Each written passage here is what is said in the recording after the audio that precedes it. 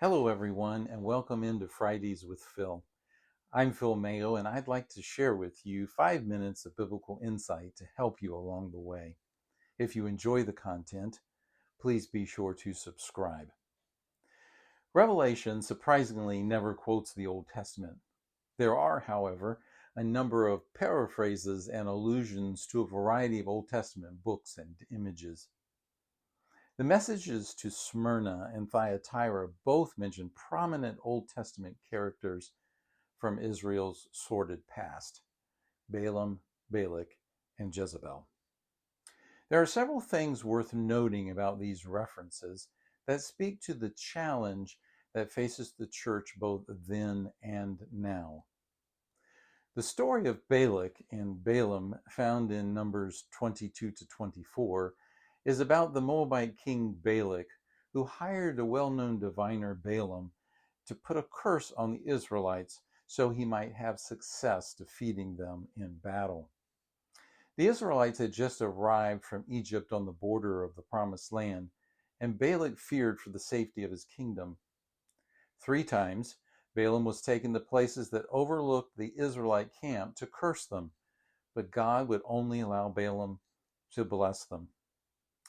Sadly, the story ends with the Moabites enticing Israel to sin by inviting them to their idolatrous love feasts. Israel's disobedience angered God and caused a plague to break out, which was stopped by the priest Phinehas's decisive action. Balaam's reputation of masterminding the plot behind Israel's idolatry reverberates throughout Jewish history. The story of Jezebel has similar overtones. Ahab, the most evil king in Israel's history, married Jezebel, who promoted Baal worship in Israel. Her reputation matches that of her husband's, whom she encouraged in all kinds of evil. She is the one who threatened the prophet Elijah after his confrontation with the prophets of Baal on Mount Carmel. She died an ignoble death at the hands of Jehu, whom God commissioned to destroy Ahab's family. Both these stories highlight individuals who led God's people into idolatry. Idol worship was a prevalent part of daily life in the Roman Empire. There were gods of the hearth and home, as well as temples and images scattered throughout.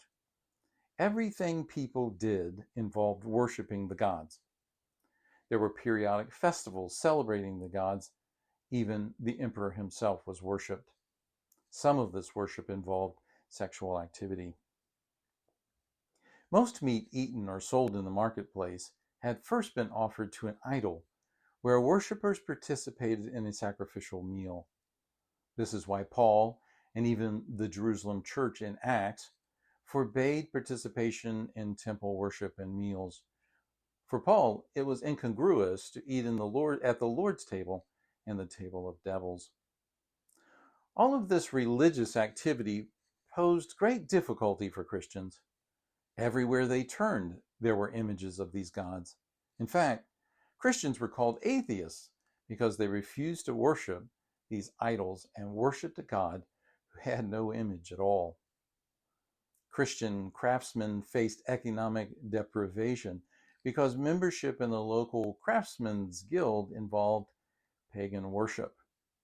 All of this pressure likely resulted in compromise for some Christians. This may be the accusation being leveled against some in Pergamum and Thyatira, who are promoting the eating of food sacrificed to idols and sexual immorality. The temptation to accommodate cultural demands is a problem that has faced the church for millennia. Acceptance and the desire to avoid persecution colors our theology and compromises our relationship with Christ. In Revelation, those promoting such compromise are warned of dire consequences.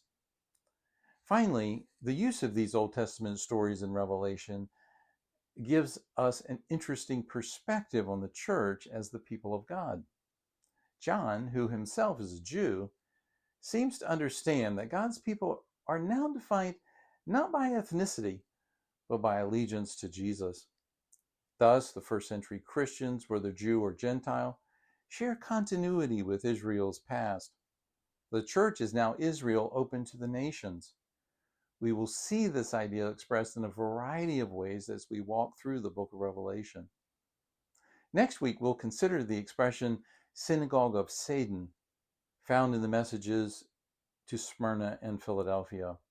What could this expression mean, and does it have the anti-Jewish overtones it might suggest? Won't you join me? Thank you, and God bless you.